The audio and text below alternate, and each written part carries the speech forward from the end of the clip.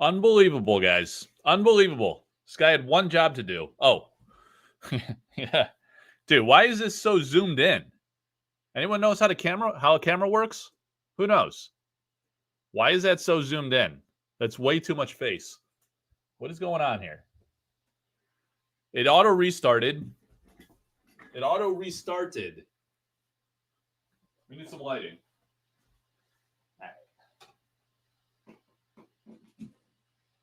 It is. All right. Down here. There we go. Mood lights are golden. All right. All right. Still got some weird lighting going on today. We got some mega zoom going right on my face. So I'm not sure. Is that a setting? What exactly is happening here? Orientation settings are disabled while live. All right. So we got that one for audio. We got that one. We're canceling some things. Enhanced skin appearance. Let's try that. Look at that. Look at my face thinning out. Look at it smoothing out, guys. You seeing this? Is anything changing? Let me check out. Let me see if I just turned into an avatar. Hang on. No, nothing. Well, that's a little enhanced. I'm not that clean. It's a little too much. Let's unenhance a little bit. Visual effects. Let's go to a normal human. Green screens here. Interesting. You got recordings. Please note recordings are disabled while live. All right. You got some hotkeys, layouts. Oh, layouts. That sounds promising. All right. Oh, look at that. I could down select. All right. Let's get serious. So we got a lot of. Let's see if we got live action going on. We're going to need a wheel of names. So what we're going to do is share a screen. That one. Yeah, that's gonna be problematic if I can't zoom back out. Is that the way the zoom always is? Do I really have that much head? That didn't sound right. The Dragon Lord is still here. So Pietro's asking only $1,500 for that and the altar card that accompanies that. Not claimed yet. So hit me up if you guys are interested. That is by Pietro De Cero. That is a full-size painting, professionally framed in Italy by altar artist Pietro De Cero. All right, so what screen am I sharing right now? Are you guys seeing a screen? That's not right. I shared the wrong screen, I think. So what I need to do is get my life together. Stop screen. Share that screen. All right, that's what happened. All right, everything got inverted and reversed. So we're going to need a couple websites, a wheel of names. We got an alpha break tonight. We got some preview content. Who's in the chat here tonight? Only Morticore has declared himself. So what we're going to need is a Discord. We're going to need a wheel of names. We're probably going to need the Facebook community group. So that's where the action happens. Oh, it's Jeff Lobenstein in a tree. And then we're going to have, let me see. So Discord, wheel of names. We're going to go to Collect Arthouse website. We're going to need one of those. All right. Oh, look at this. Okay. So maybe that's the problem. All right. So I'm at, my computer restarted. That's why I was late. Let's go back to 100%. Let's get rid of this thing. We don't need to know that we're sharing. So what you guys want to do is go to Sorcery Cards here, right? And then let me see what happens when I click there. Okay, so we have the cards, and you can select every artist, right?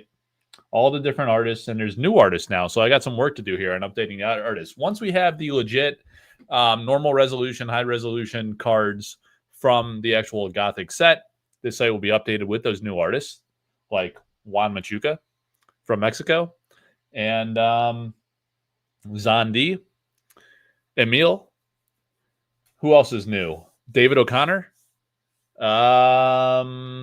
Trying to think. Let's refresh our memory. So we're going to Sorcery Cards, and under here, Gothic Spoilers is the new site, the new page. Gothic Spoilers, right? So these beautiful full art displays of all the spoiled cards. We got Zandi. right? Quentin Hoover. Art returns. Vasily Ermolayev is back in this set. Pedro Ferreira is new to the set. All right, there's Pedro again with the Gravedigger. Wow, what a piece. Man, that's really awesome.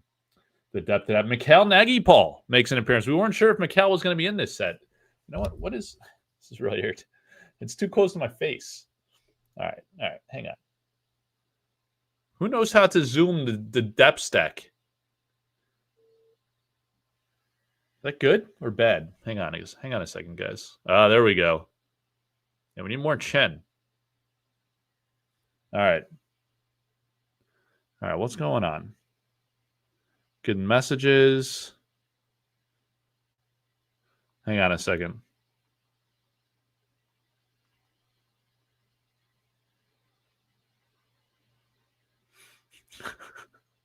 People always hit me up when I'm live. All right, we're back. We're back, baby. So let me do this. My name's taking up too much space. Who else is up in the chat? Declare yourself. You guy probably doesn't know I have a YouTube channel. All right, so Mikhail Nagy-Paul's in the set. Oh, what's up, Philo Cards? Philo Cards in the house, good and serious. We got Pedro. We got Melissa Benson is back. They were holding out for a while on Benson. Noble is here, so we got the whole Philo army here. Jesse A. Just the last initial. All right. Matthias Friss. I thought this was a real interesting piece by Matthias. The Sphinx Sarcophagus. So there's a few missing here. I'm going to update this probably, I don't know, tonight, maybe tomorrow. Most of the spoilers are on this page. You go to Sorcery Cards, and then in the drop-down, you just want to hover over it. You don't want to click on it. You want to hover over it, and then you have the drop-down for all the different artists, and then you have the Gothic spoilers. Fab Rock, New York. What's up, dude? All right, so the Redmane Hyena by Jesse Pilkus. This is a banger of a card. Look at that artwork. All right, we got Desecrate Kite, also by Jesse. Heretic Seth. All Mortals Gone. Kill all Mortals. Unique. Magic. The Fall of Man. A little redundancy there. The Necronom Concert. Necronom. A little tired. Archangel Samael. Screamer. All right, so here's Juan. Amazing artwork by Juan. Shackled Demon. God, so good. Did you guys see the Shackled Demon? All right, did you guys see the Shackled Demon that I posted? We're at the Sorcery Community Facebook group. Oh, look at this one here, guys. Before we go to the Shackled Demon, look at what I just posted before the show went live. Did Eric commission the Sorcery Community Group 1,000 member milestone celebration? So, of course, the group is now at 5,400 members. It's actually narrowing in on 5,500. That number is going to tick up very soon. When it hits like 5,450, that's when it starts saying 5.5K up here. So we're at 5,436. If I go back one to the main page, we did a 1,000. I actually did a video. I think this was the thumbnail. And I say, here we go. Boom, we did it. Thanks to all 1,000 members. This was on July 12th, 2022. So here we are now, three and some odd years later. And it's all these, this is actually a concert scene or something. That's the lights overhead. And we're all kind of like pointing up, praising this. That's the logo from the Alpha Sorcery box. That was actually maybe pre-Alpha, kind of like a digital, like early stage design before they went to print.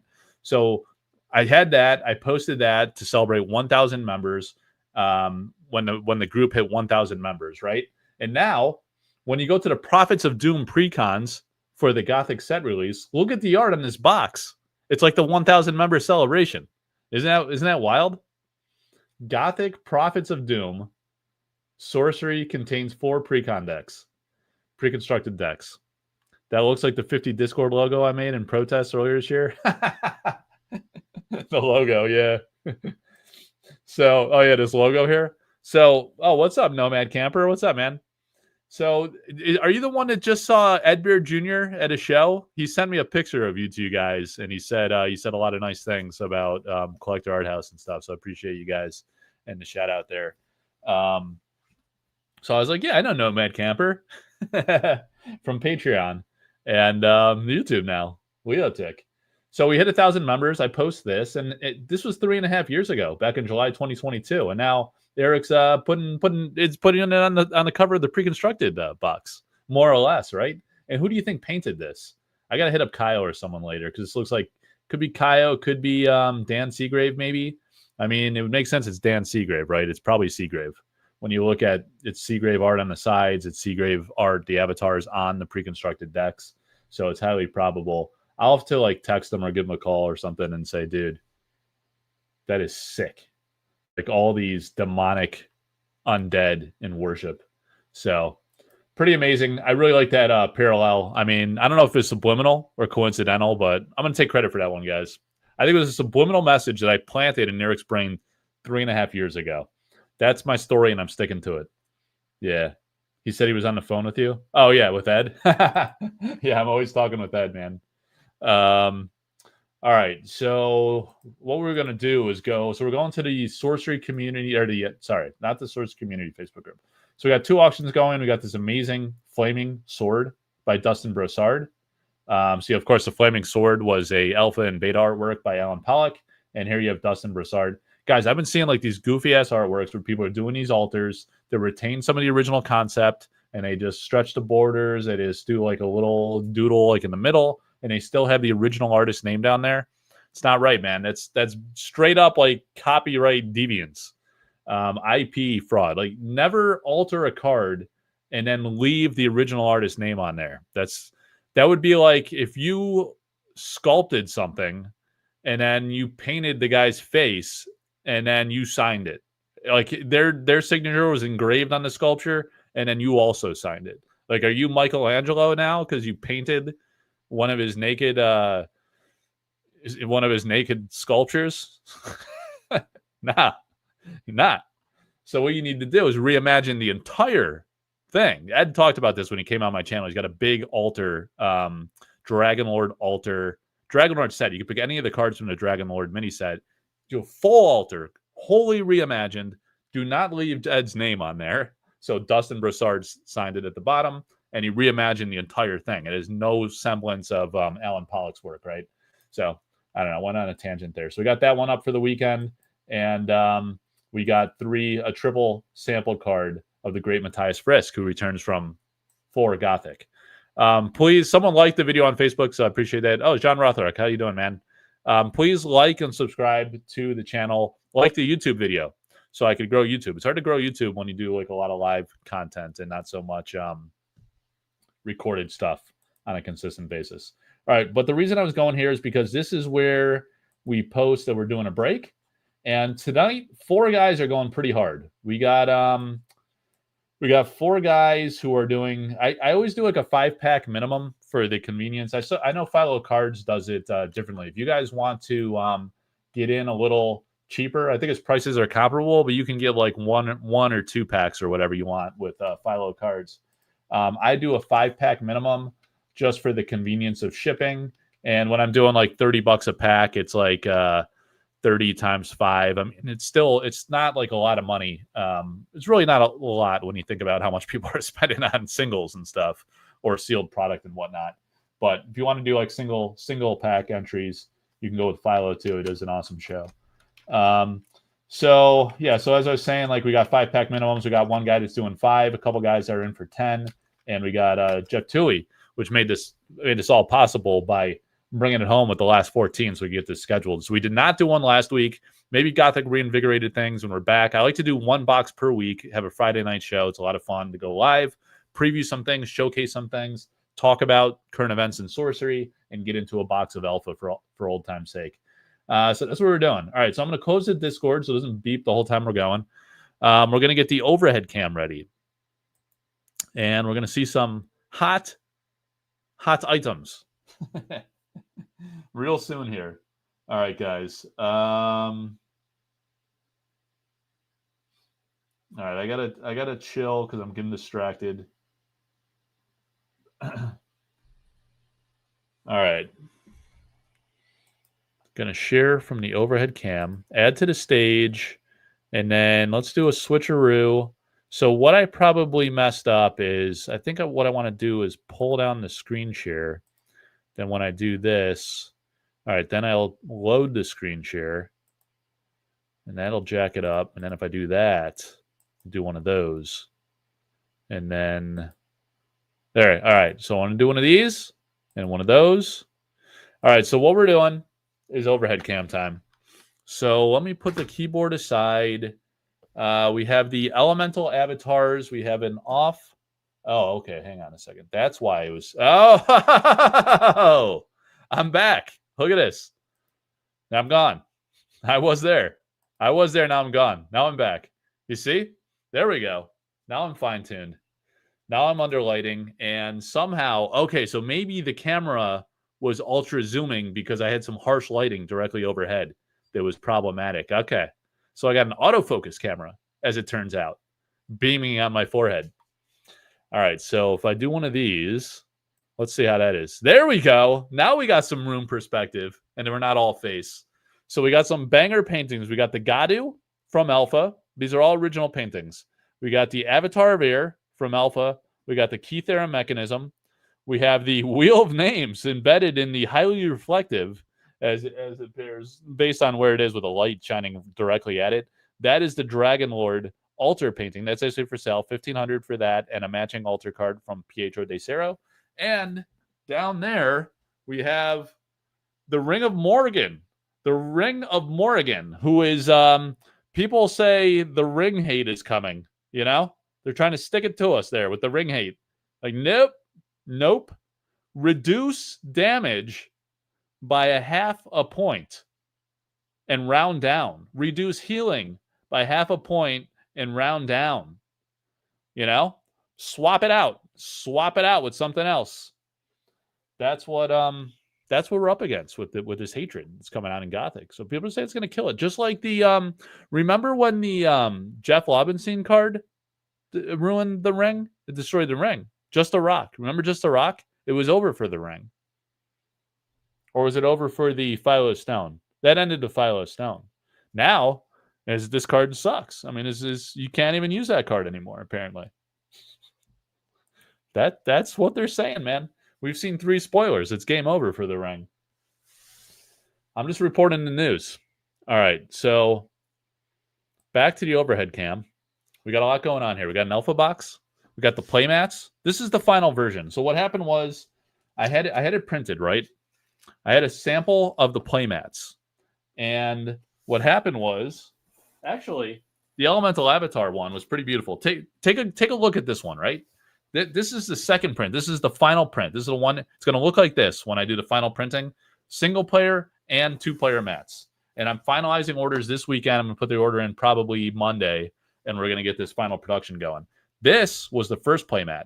And the deep blues here were amazing. However, these 2 avatars were darker. And it's probably fine with the air, the water, and the earth. But the fire is very saturated. You can't really tell on the camera because I got some bright lights overhead. But this is like a real deep dark color. And actually, Severin thought this was pretty nice as well.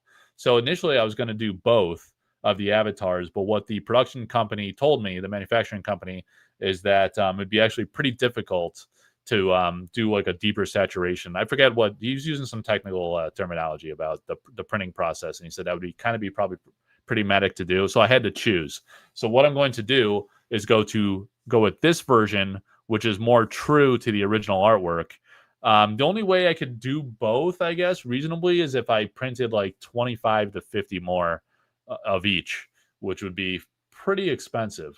I mean, maybe I could do it in single player mat, but in 2-player is like really expensive, guys, because the 2-player mats in Sorcery are not a normal standard size.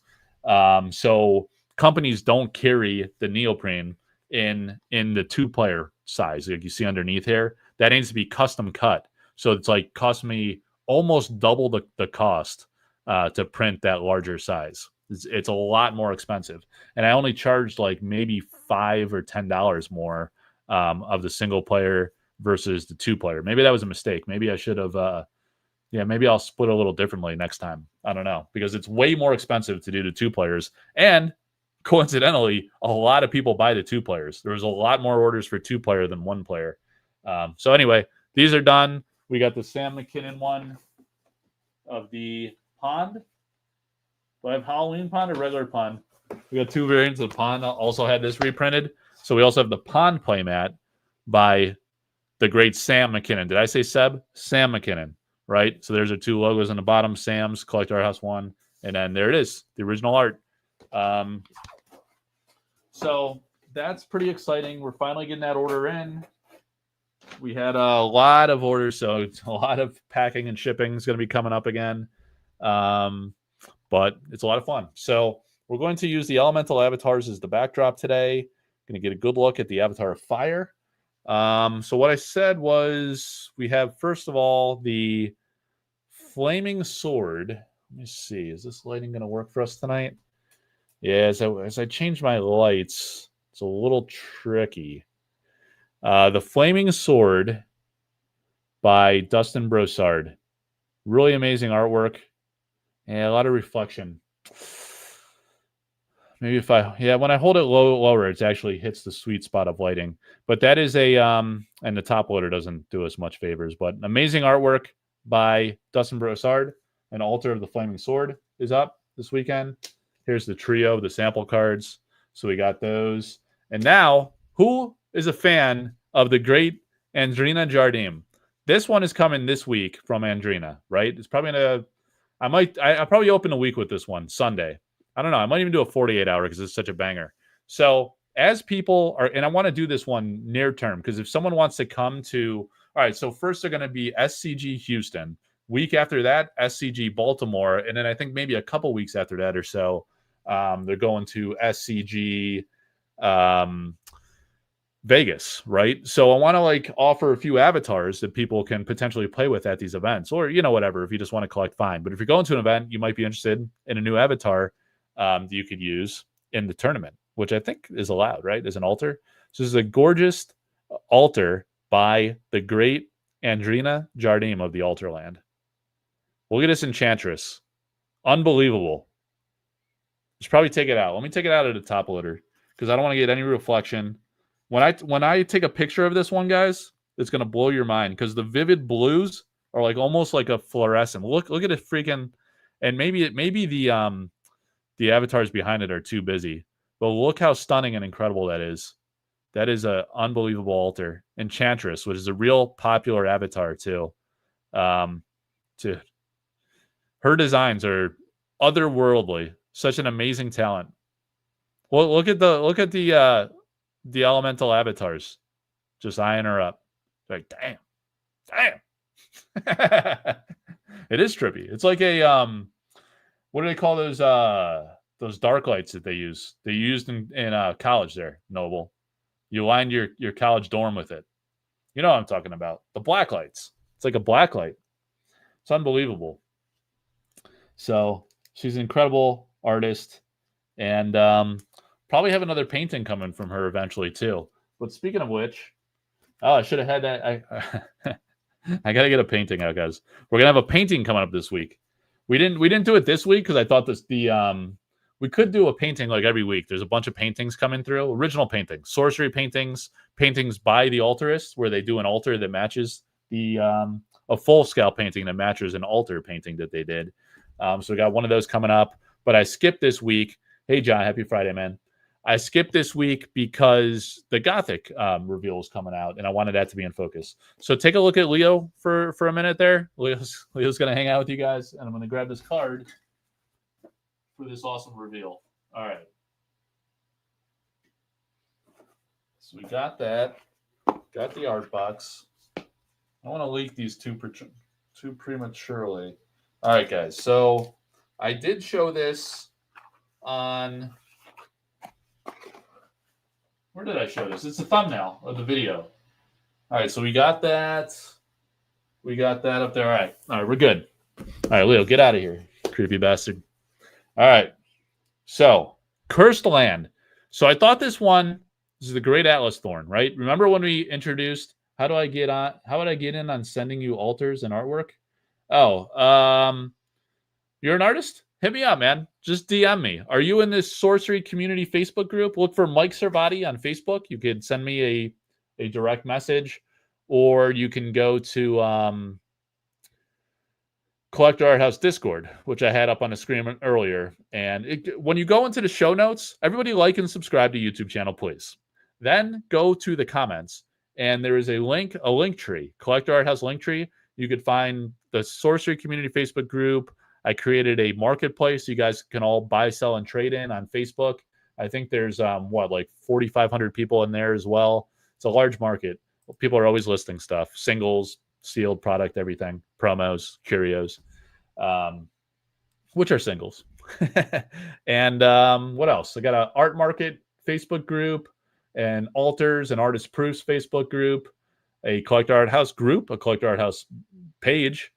But the biggest one is the Sorcery Community group. That's where the whole world comes together. There's, like I say, approaching 6,000 members. We're going to have a big giveaway. It's 5,400 going on 5,500 in the group right now. And in Collector Arthouse Discord, you can find the link there too. So Cursed Land is thematically fitting for Gothic, right? But it's a card that was in Arthurian Legends by Kyle Calazans. And this one was done by Atlas Thorn and Altar, right? So take a look. Actually, I got to take it out of the top loader because it's in one of those Ultra Pro ones, I think it is. Yeah, that shows the Ultra Pro sticker on the sleeve. That's a problem. We don't want to be seeing that little silver shiny obstruction. So the Atlas card by Atlas Thorn. Here is Cursed Land. So this is funny, right, guys? Because look at this. Unbelievable altar. It looks like a printed card, but he painted on this card, right? So this is fully painted, wholly reimagined, like we were talking about earlier. You got Atlas's signature in the lower left corner, and you got this petrified squirrel, right? This cute little bugger, because this demon wolf is coming through the sky. But he's not just any demon wolf, because it's almost like the great Atlas Thorn cannot help himself. You know, he's kind of like a cute demon, you know? He's kind of got like a sensitive tongue about him. He's got those razor fangs, but he's got kind of like a soft, like compassionate look about him. He's mad. He might bite your face, and that's okay. You're like, all right, just give it a little nibble, you know? Like this one, you're kind of scared. You're like, oh, you know, like, oh shit, you might kill me. He's gonna eat my head a little bit. Okay, go ahead. All right. Have a little taste. Few little licks, and then just rip off part of my forehead. No problem. No big deal. So that is Atlas Thorn. Atlas Thorn is in the game, officially commissioned by Eric Olofsson for Sorcery Contested Realm. He has those special towers that you guys are winning when you go to the SCG Con, when you go to Cornerstone events, right? Or is it the Cornerstone and then the other stone? I don't know, man. It's like all these C words. It all conflates in my mind. But there it is, man. Cursed Land. Stunning altar. All right. It's the Wolf of Wall Street running from the market. Who's doing the damage, the wolf or the squirrel? I don't know, man. It is a unbelievable, amazing altar by literally one of the greatest in the business. I absolutely love his work. The guy is he's such a nice guy too, man. He's a great person. Yeah, I absolutely love that Alice got officially commissioned Noble. And I really hope it happens for Dustin Brossard, Vivian Calazans, Andrina Jardim, incredible. Maybe Pietro. He has a very unique style, you know, if Eric's going for that look, if it works for one of the sets. They're all like mega talented, right? I hope I didn't leave anybody out. They're incredible. I mean, look at this. These are like all altars. You could totally see this in Sorcery for the right thematic set, right? It's incredible. They're otherworldly talents, these artists. All right, so we got that. And then what would a squirrel be? What was this squirrel before they scared the shit out of him with this demon wolf? All right, we're about to find out. All right, guys. So to find out, we're going to need to do a switcheroo. We'll do one of those. And it's not just the altar that's coming, right? It's never just the altar. I do have a full jumpsuit on, in case you were wondering. I do. It's wintertime now, you know? You got to be coordinated. All right, guys. From Atlas Thorn, from the year 2025, right? We'll remember this for eternity. There he is. I'll get a good picture of it over the weekend. So I thought this was, and Alice thought this was seasonally appropriate, right? Because what's happening right now? It's autumn, it's fall, you know, the leaves are changing, beautiful scenery, and you have this. So this is a piece you'd hang in your house, any house, right? You could put it in a cabin house, your shore house, your regular house, whatever. It's beautiful. You know, it could go in like any room and really brighten up the room with this cute little squirrel guy in his quaint little town. It looks like the Netherlands, really.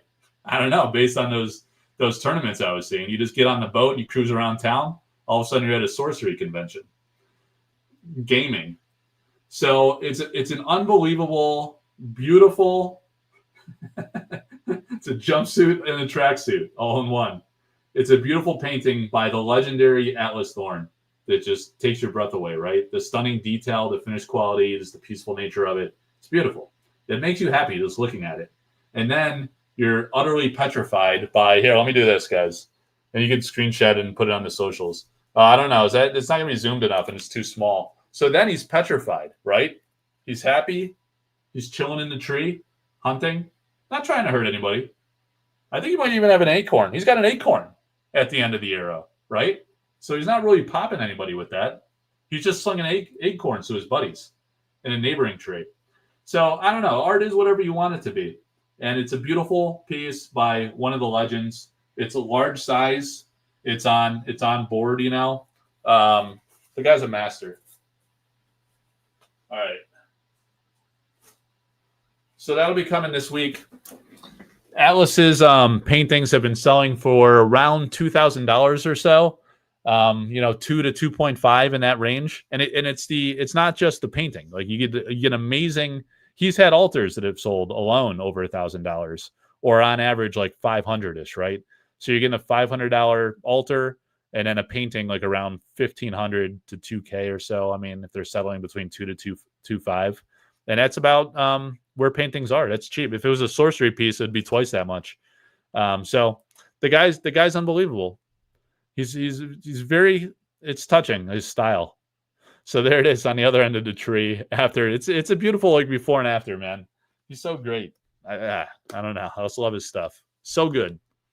All right, let's get into the break. Is there anything else you guys wanted to see?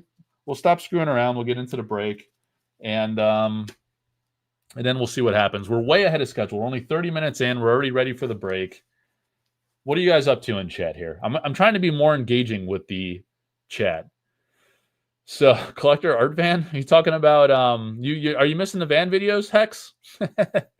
Those are fun, man. But what happens now the wife's like pretty burnt out and stressed out, you know, like by the time I get home, because he's at home with the youngest all day. She's like, yeah, get her out of his house. You know, you no goofing around in that van. Like what happens is I was taking the kids to like their after school activities, the evening activities and stuff they do. And then I was chilling in the van, which is really like a SUV, but I call it the art van. And I do those video segments, right? And I do it on my phone with the StreamYard app, right? And records it. And then I go make a thumbnail and whatnot. And then like next morning, scheduled for posting like 6 a.m. I was doing that pretty consistently for several weeks, while we were waiting on, I guess that was before we were waiting on Dragon Lord release and Gen Con. So there's a lot. I mean, there's always a lot to talk about. Some of these YouTubers like nothing to talk about, you know, I haven't been doing any work because there's nothing to talk about. There's always something to talk about, right? Do something. You know, every single day we talk about shit in the sorcery community Facebook group and the Collector Arthouse Discord. There's so much rich quality and detail and depth to this game. The gameplay, the art stories. There's tons of cards at this point, right? You had the massive debut, the 400 cards or so, roughly 400, let's just say, in the alpha set. Then you had another 200 some in Arthurian Legends. Now you're gonna have another 440. You could talk about sorcery for the rest of your life. You'll never get into all the stories. And like the only way we're getting into the stories is when I run the auctions in the sorcery community Facebook group and the Collector Arthouse Discord. I do the research on those cards, like especially the Arthurian Legends cards, because all of the titles have meaning. All of the type line text has meaning. All of the game mechanics have meaning tied to real Arthurian lore. And that really enhances the experience. And no one ever tells those stories, right?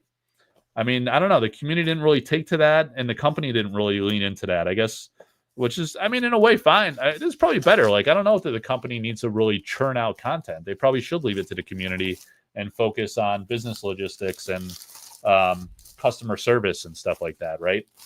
Dealing with errors when you get the cards that sometimes are defective, and or whatever. Stores have questions about what is map policy, when is the set coming up, is our innkeepers going to have priority for Gothic? There's inquiries all the time. So it's a lot to do, but they're churning out content too now. You got artist interviews. I've been doing that for a long time with written form and on the channel here, and I guess we'll mix them up. Take out the packs, get the box out of here. Yeah, this company's putting out content, then they write articles about the new game mechanics. That is something they should do because they need to teach people the game. Focus on gameplay. I would say if I was the company and I was putting out content, I probably wouldn't do maybe I'd do some artist interviews, but the community does that a lot too. Yes, spotlights are good. Community spotlights are fine, but I mean and it's cool. I mean, but it's like niche interest, right? That kind of stuff doesn't get a lot of views, and it doesn't really grow the game. Or what impact does it have? I would say. So the things that would have impact are learn to play videos. So it's a pretty complex game, right?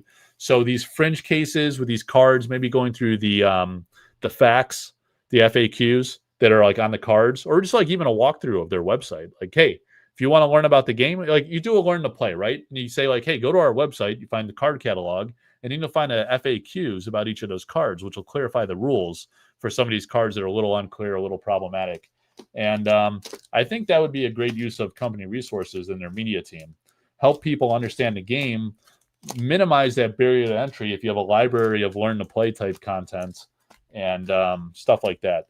And then like the profiles, like the insights, things that only the company can do, and they don't need to lean on the community to do, or isn't duplicative of what the community is doing, are like insights of like from Eric Olofsson, right? Or Sean, his co-art director, or Rafa, or Mike, like the other game designers, or what's the other guy's name? Robert, is it? Or what's his name? Chan?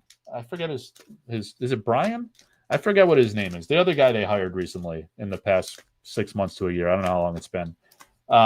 Talk to these guys and let them talk about the gameplay concepts. They did a video one time where they were talking about the game mechanics, like what their favorite cards were, like what they were thinking when they did the cards, like Snowball is a real fun and flavorful one.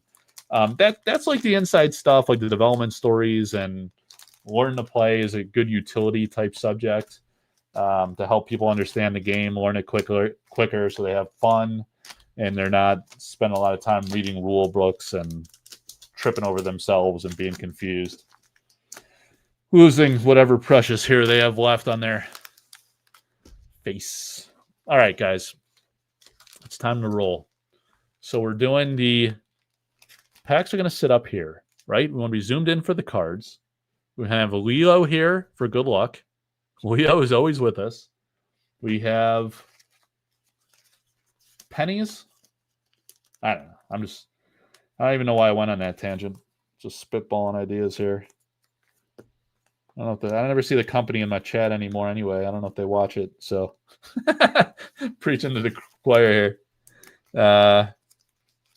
Just some thoughts, some things they could do that I think would be helpful to the community. I don't know, man. I got penny loaders facing every which way. We'll figure it out as we go. So we got the pennies to sleeve up the hits. We got top loaders here ready to go. We got our 4 alpha breakers. 1, 2, 3, and 4 makes 4. And then we got the wheel of names over here. So here we go. Let's do one of these. And a little shuffle. We shuffled the packs. He did 2 damage to Wolf and now lives a peaceful life. Yeah.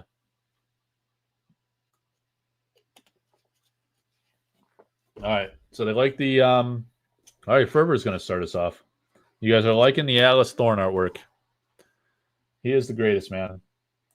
All right, remove Fervor. So we got Fervor for 5, all right? Fervor for 5. 1, 2, 3, 4, 5. 1, 2, 3, 4, 5. And we're going to do it over the Avatar of Fire, it looks like. How's everybody doing tonight, man? What are you guys excited about? What do you think of the Gothic spoilers? What's your favorite? Do you have a favorite new card or a favorite new artist from the Gothic spoilers this week are we got a foil right off the bat. We got a Pact with the Devil. That's a banger for a unique. We got a Cave Troll. This is an old-fashioned troll. And the Wall of Ice by Matt Thames. All right, so right away we hit our first foil. Oh, we got a Vial Lamp. There we go. That's $3. That's $3 in the bag, baby. $3 right in the bag. Do you have a budget? Wait, do you have a budget set when buying pieces of art for your collection? If so, what is that number? Well, let me tell you, Fab Rock, New York. Are you coming down to Baltimore? Are you coming down to SEG Con Baltimore? I'm thinking that for you for a drive is probably is it 5 to 8 hours range? Somewhere in that range? I suggest you make that happen. Just do that, all right? Because I'm going to be there Friday night to Sunday. Be hanging out with Ed Beer Jr. a whole lot. Scott Kirshner will be there. I think Liz Danforth, I was talking to her a day or two ago, and she confirmed she is going to be there. Because some of them were like on the website, but they're not actually going. Like Brian Wackwitz, he's going to be up at the IX Art Show. Margaret Organ Keene had something come up. I forget, like another show or something conflicted. She might be at IX Art Show as well. Menges is up there. That sucks. You can't come, man. Oh, Z-Ball and Chain. Okay. Well, I'm very likely going to have a massive painting reveal. And yes, typically I do have limits, but I think this is the most I've ever paid for a painting. And it's going to be at SEG Con. Probably do a live reveal. I think what I'm going to do is live broadcast it to the Sorcery Contested Realm community Facebook group. So you guys really need to join the Sorcery Contested Realm community Facebook group. Again, linked in my video notes, in my show notes. Please go there because that is going to be a big moment in sorcery history. This is a big, iconic piece. Really iconic. You guys are going to be shocked. All right, so we got replication. And I might do other like coverage. No, it's October 24th. It might start the 22nd or 23rd. I'll be there October 24th to 26th. So it's like 3 weeks from now or something like that. It's going to be a big deal, man. You should think about it. It's an easy ride, kind of. I don't know. All right. Right down to Baltimore. The Palais Trebuchet. All right, we got an Upwelling from Alan Pollock. That is an exceptional. All right, so got a couple foils. Not a bad start. Only 5 packs. So you're looking to get a few foils or potentially a banger, you know? One banger would be fine. All right. These top loaders a little tighter. Who's out there? Nick's up? Oh, Nick. Let's put 2 and 2 together. Hi, Ferber. Yeah, so you hit 2 foils, Nick. Did you catch them? You got Midlife Arnie, and so you got a unique non-foil. You had Pact with the Devil, I think was in the first pack. So those are 2 quality uniques. Oh, Boss Troll. Not Curio version. And here we are with the last of your 5 packs. Good luck. All right, man. Here we go. Disintegrate. All right, so no foil on that one. You hit a few high-end uniques and the Wall of Ice and the Upwelling. So an exceptional and an ordinary. And I got you in the box from last time. We're consolidating your shipments. So we're going to do this and get you back in that row. Put the keyboard here. Axe tool can get out of here. All right. Captain, I got to send him his stuff. I thought he might come back. All right. Oh, here you go, Ferber. We can see how you're doing overall. Because you were in a prior break or 2, right? This is probably the 3rd one, 3rd or 4th at this time. So I got your hits here. All right, man. So you have the Upwelling, the Wall of Ice, the Mix Ignis non-foil, the Court Jester, which is a nice elite, Wings of Invention, Clamor Harpies, Watchtower, Skirmishers, and Blink. So you got a lot of foils here. Not too shabby. All right. And all your non-foils are tipping over in my box here. So let me straighten that up for you. Get you situated. Oh, and then they all tip. Oh my god. Oh my god. Yes, there we go. A little lean. Now the front's tipping. Got some serious cow tipping going on over here, guys. All right. All right. That. You know when the card lays flat? It's a pain in the ass. All right. So you got the foils. You got the non-foils. All right. Finally got it worked out. All right. Yeah, you got a ton of foils. All right, man. Thanks for participating. I appreciate it. It creates a reason to do more content, right? We have fun. Do live content for a couple hours on a Friday night. Talk about current events and sorcery. Roberto's for 10. Roberto's getting big into sorcery. He's an art guy, too, which I love. Him and his wife. They're in on it together. It's just unique. I can't relate. I'm on my own with the art. All right, so 10 for Roberto's. 1, 2, 3, 4. 1, 2, 3, 4, 5, 6, 7, 8, 9, 10. All right, kind of trying to randomize. We did a pre-shuffle. 1, 2, 3, 4, 5, 6, 7, 8, 9, 10, 11. It's a good thing I double counted.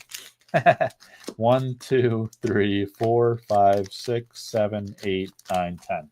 All right, man. We got 10 for Roberto's. All right, Nick. Thank you, man. Appreciate you. All right, Robert. Robert is always watching, never talking. Although once he comes up on the wheel, he usually emerges. So we'll see if the trend continues, if he declares himself present. All right, the Mix Aqua right off the bat. That's solid. You do also have a foil in the pack. And it is the Gothic Tower by our guy, Mikhail Nagypol. We were very nervous that Mikhail Nagypol might not be in the set of Gothic, but he is. And he has a great one in Gothic, man. The first one. I was talking to Mikhail today. I've been talking to so many artists lately because we're really excited about this release. And I was talking with Mikhail. He's been really busy getting ready for the biggest convention he's ever done. Not convention, exhibition. So this is a Mikhail Nagypol exhibition. I think it's in like Prague or it was in that area, like Prague, Slovakia. I'm geographically challenged, man. There's like North America, Europe, and then other places. That's about the extent of my knowledge. I probably couldn't even tell you what the 50 states are. I'm a bad American. I'm the worst kind of American. I probably could tell you what they were, maybe, if you gave me enough time. Could I tell you where they are? Like, which ones are next to other ones? I don't know, man. I don't know. I have to go repeat 5th grade. You memorize it and you dump it. And then you move on to stuff that matters. Like, what were the Alpha Curios? What is your price ceiling on a painting? The stuff that really matters. Really counts in life. The Royal Bodyguard, I love. All right. Who's out there? Is Philo Card still out there? What's the trick, man? Noble, you're usually talking a mile a minute in Philo Card's chat. Is it? What am I doing wrong here? To spark discussion and engagement in the chat. Maybe because it's Friday night and everyone's just like tired as hell. It's about to black out. The Philo Cards is there. So there's always, what I appreciate about your breaks, man, is that there's always lively chat and discussion as you're going. When I'm doing it, I'm like a clown up here, you know? I'm like a great entertainer here. I got to do all the work, all the entertaining, talking to myself, having conversations with myself, which I don't mind, but I like to hear what other people have to say too. That's why I like to go into events, you know? You're not just going to like talk to someone's face for 2 hours. They're going to talk back at you, you know, which is fun. It's my sonorous voice. Put you right to sonorous. Put you right to sleep. That's high praise coming from the digital musician, Noble. The AI musician. Oh, the minecart madness. So we got the minecart, the dwarf. Are there more dwarves coming or what? So the thing about Alpha is it had all this stylistic diversity. It had a lot of dark art, which paved way to Gothic. It had a lot of like knightly, kingly art, which paved way to Arthurian Legends. So the seeds are planted in Alpha. And I think that shows us all the tangential extensions of the game that's going to happen in the upcoming sets. We've already seen it twice now, Arthurian Legends and Gothic, right? This is exorcism. I mean, the clues are in the alpha set. The clues are right there for us to go discover. I should probably do a video on that, do an analysis of what's in the alpha set and how it's extensible thematically to full-scale sets of some of those themes within. Yeah, Nobe set, Frog set. You guys love dwarfs? Yeah, I need AI to keep people awake. Yes, that music gets you hype on those intros for Philo cards. All right, Tufted Turtles. Everybody loves the turtles, man. They used to have the iron skin. I always look for the iron skin because that's what's on the sample cards, but you don't find iron skin in alpha or beta. How you guys feeling about beta? Hey, Philo cards and others. Kingdom of Agartha Underground set, that'd be sick. I don't know how it would play with the other elements, but kind of like it. Like Crom, the Kingdom of Crom, where you gotta like swim under the gate. So there's some water action going on. Maybe fly up and pop that monster, punch the camel in the face. I can see it. Punch the Ral Dramdary in the face for spitting on you in town. Absolutely. Go in any direction with this bad boy. What's with this? This top loader sucks. Hang on, I gotta trash this one. It's not gonna cut it, guys. It looked dirty or something, or like almost stained. I don't know if that was a manufacturing defect or absolute disgrace. You don't put a nice looking foil in there. Far East Assassin and Yokai Kappa's Japanese mythology set. Yeah. No, my question about beta is, do you guys think it's going to have collector, speculator financial value in the long run? Everyone's like, oh, yeah, it's fine. It doesn't matter that they printed 1 billion boxes of it because once it's out of print, everything skyrockets. Oh! Yeah, there it is. There it is. Focus in, baby. Oh, there we go. The Philosopher's Stone. Alpha Philo Stone. It's been too long. Where's Dan? Dan said he was going to be watching tonight. And of course he no-shows when the stones come out. Where is that guy? Should be ashamed of himself. The Philo Stone for Roberto's. Monster hit, man. Even in non-foil, it's still a big deal. It's such a beautiful card, right? And we got a couple Philo Stones mats on the table. They're just under the elemental avatars. So it's a hell of a Severin tribute tonight. Philo imps are popping like crazy. So congrats to Roberto's, who is fairly new to the game as of the last year or so. Diamond Hand strikes again. Boog!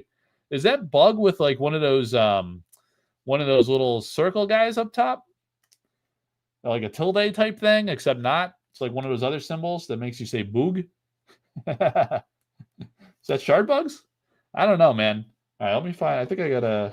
Let me give you one of these. Let me see. A better quality top loader. Here we go. This is a good top loader for you.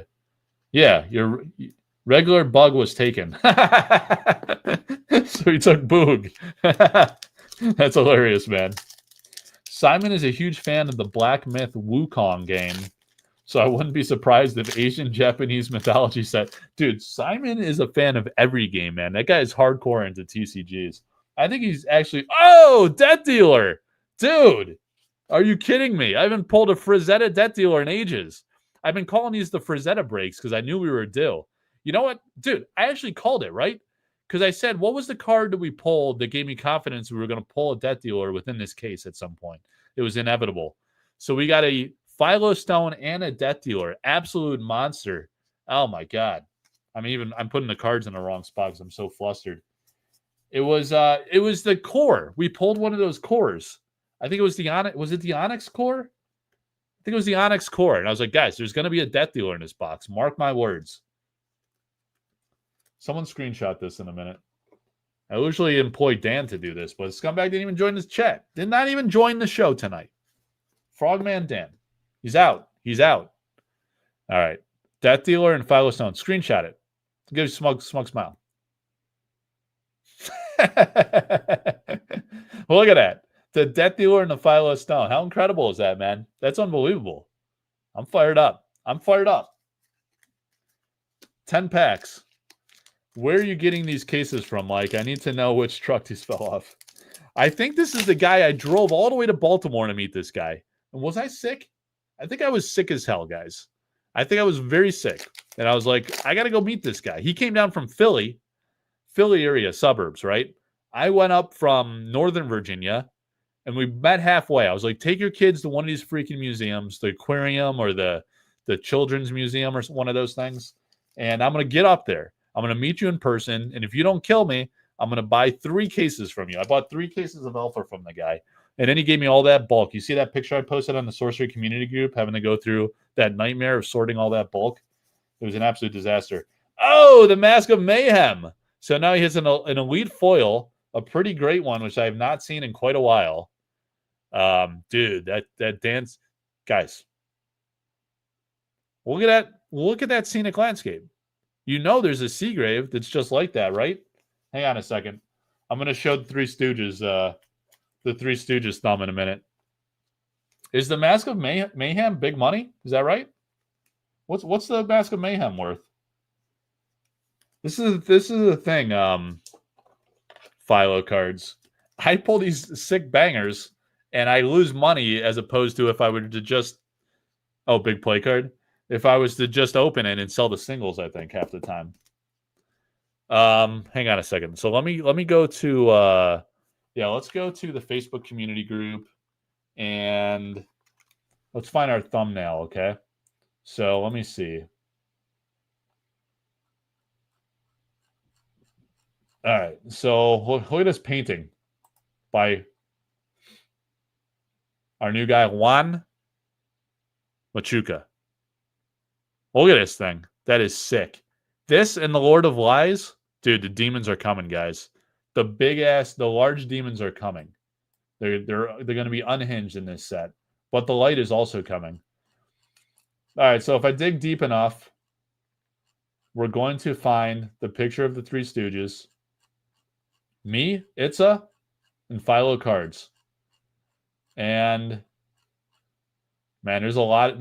So here's the sorting. This is me going through a entire case jammed with ordinaries. And there's actually some exceptionals in there. I think that was an oversight. But I found all those Violamps and all these trolls I had to freaking look at. No curios, though. Did not find any curios in the end. Remember this one? So I had the Spellcraft card, the Fireland de Freets, which became... So an elite but uncontrollable mythic emerges. There is me with... I should shave my head that short. That was pretty good.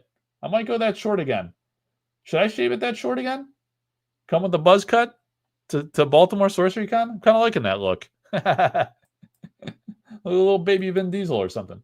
And then you got the Matsuj Ifrit. So it's still an Ifrit, but he spelled it differently. What is it? What is this? Like Swedish spelling? Ifrit?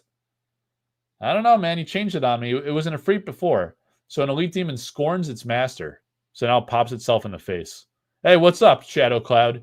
Shadow Cloud's in on the revised break with Philo cards. Magic. We're going to get those magical cards real soon. All right. So there's that goofy bastard Itza who never bothers to show up to any of my events unless he's on camera. What's up with that guy? He's only going to show up if he's on camera. Look at this beautiful Liz Danforth painting. God, that is a stunning piece. All right. Where are the Three Stooges, man? Maybe I need to go to the official group where they don't post as much. All right. So here we go. Here's the three amigos. Look at this painting. This is Dan Seagrave. Obviously, look at it. Look at the Mask of Mayhem, and then look at this. The texture, the quality. Dude, this might be one of the greatest playmats ever made. If this isn't a playmat out of the gate, what's going on over there? You know? This background right here I'm talking about, down here. That there is going to be a Dan Seagrave painting, without question. You heard it here first. If I'm wrong about that, my haters win, and I'll just leave sorcery. I'll just walk away. You'll never hear from me again. I'll be gone. The Mazouj. It's a play on Juzam de Jin from MTG. Muzaj is Juzam in reverse. No shit. Good find, man. The Mazouj. Did you figure that out yourself? Or did Eric or one of the guys reveal that? That is a clever find, man. The Juzam de Jin. Me and Philo Cards are going to pull that out of a box of revised. You got to tune in for that one. That's going to be a big deal. So the Juzam de Jin, you're saying is now the Mazouj. And yeah, I remember this guy. So Mark Tedin. Dude, that's a tell. Mark Tedin is in sorcery. He's going to be in sorcery because they're tipping his hand to him, right? And he's the demon master. Maybe he's going to be in it. You notice it yourself? That's awesome, dude. That's great work, man. That's fucking brilliant. I just demonetized myself. I'll never make 3 cents on these shows again.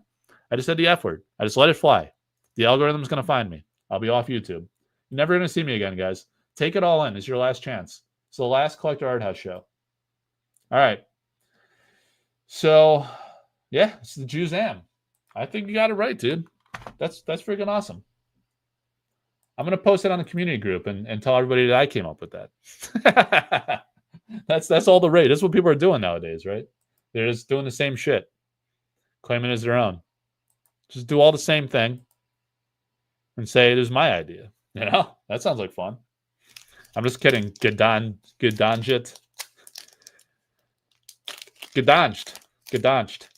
Should I start talking about my stones to make you feel better? That would be nice, Noble. Thanks. Appreciate the consideration. Exorcism. That was a sick painting to see in person. It always reminds me of the great Matthias Frisk. So we're gonna have some Gothic paintings coming up for auction, guys. We're going to have. I actually just sold a Gothic painting today. If you guys are looking for a specific painting, I could probably help you. I facilitated a sale of a Gothic painting today for one of the great artists. Some of the artists are pretty hard to get a hold of, but I'm really like close with them. So they're very responsive. I talk to them a lot. So if you guys are having a hard time and you want a particular painting and one of the spoilers you've seen from Gothic, I might be able to help you make it happen. Just hit me up. So wow, dude, what a freaking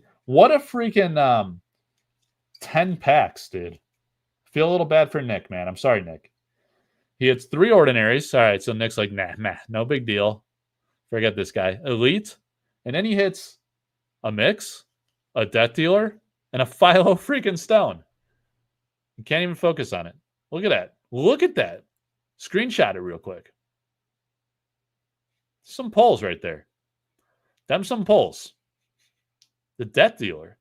Love the death dealer. I was looking at the playmat today. Unbelievable. Yeah, sorry, Nick. You ain't cleaning it. All right, man. Roberto's. That's great, man. Good job, Roberto's. He's a good dude. He supports me a lot by participating in the breaks, and he supports great artists too. Appreciate the Roberto's because he's usually on there and identifies himself. I don't think he chimed in, but yeah, he buys paintings, which is awesome. If you buy altars, artist proofs, paintings, you're really making a difference in an artist's life. Because here's the deal, guys. Eric commissions a painting, right? He might pay $500,000, $1,500, maybe $2,000 if you're lucky, if it's large and detailed and it's a special piece, like an important piece in a set, maybe. But that's not where the money is. Like, it's to resell the painting that's critically important for the artist, but then also the artist proofs and the altars, because you get a one shot. Like, think about it. Let's say you did 10 paintings for sorcery. And let's say like you're making on average $1,000 per painting. Could you imagine if you only made $10,000?